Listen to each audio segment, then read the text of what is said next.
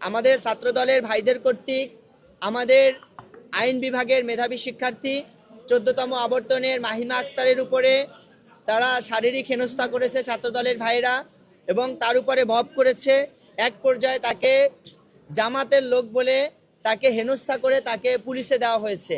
আমরা এর তীব্র নিন্দা জানাই।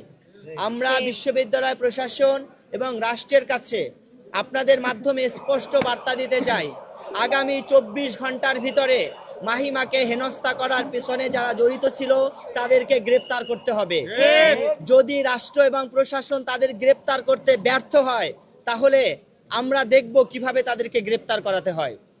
আমরা আরও দৃঢ়তার সাথে বলতে চাই, আমাদের আরও 4 জন বোনকে হেনস্থা করা হয়েছে ফিজিক্স ডিপার্টমেন্টে, ইসলামিক হিস্ট্রি অ্যান্ড কালচার ডিপার্টমেন্টে, অন্যান্য জায়গায় আমরা আপনাদেরকে জানিয়েছি। এই 4 জন বোনকেই হেনস্থা করার পেছনে যারা জড়িত এবং যারা এই কাজগুলো করেছে তাদের যথাযথ বিচারের আওতায় নিয়ে আসতে হবে। তারপরে আমাদের দ্বিতীয় দাবি হলো, আমাদের নির্বাচন সম্পন্ন হয়েছে, আমাদের ভোট গ্রহণ শুরু হবে। এক্ষেত্রে আমাদের ভোট গ্রহণ নিয়ে নির্বাচন কমিশন এবং বিশ্ববিদ্যালয় প্রশাসন অলরেডি একটা সিদ্ধান্ত নিয়েছে, এবং এই সিদ্ধান্তে সকল প্যানেলের ভিপি, জিএস, নির্বাচন কমিশনার, বিশ্ববিদ্যালয় প্রক্টরিয়াল টিম, বিশ্ববিদ্যালয় শিক্ষকদের পর্যবেক্ষক টিম এবং আইটি দপ্তরের সম্মানিত শিক্ষকবৃন্দ সহ সকলে স্বাক্ষর করেছে।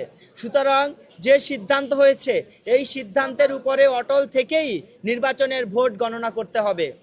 কোনো পক্ষকে সুবিধা দিতে হঠাৎ করে নিয়ম পরিবর্তন করার কোনো সুযোগ দেওয়া হবে না।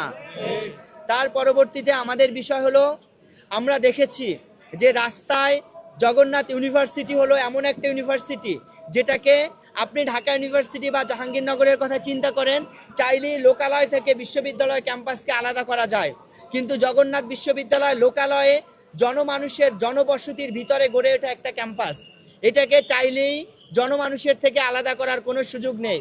এখানে বিশ্ববিদ্যালয়ের পাশ দিয়ে হেঁটে যাওয়া সাধারণ পথচারীদেরকে ছাত্রদলের ভাইরা জামাত ইসলামী ট্যাগ দিয়ে যে সন্ত্রাসী কায়দায় তাদের উপরে হামলা করেছে এবং যে সকল পথচারীরা এতে ক্ষতিগ্রস্ত হয়েছে তাদের বিচার নিশ্চিত করতে হবে। যেহেতু জগন্নাথ বিশ্ববিদ্যালয়ের সকল ছাত্র এই এলাকায় থাকে, যেহেতু আমরা সবাই মেসে থাকি, এই এলাকাবাসীর নিকটেই আমরা তাদের সাথে আমাদের সকাল দুপুর ওঠা বসা, সুতরাং এই এলাকার যে মানুষদেরকে উপরে সন্ত্রাসী হামলা করা হয়েছে আমরা এর যথাযথ বিচার দাবি করছি। সম্মানিত সাংবাদিক ভাইরা, আমরা একেবারে শেষ পর্যায়ে চলে আসছি।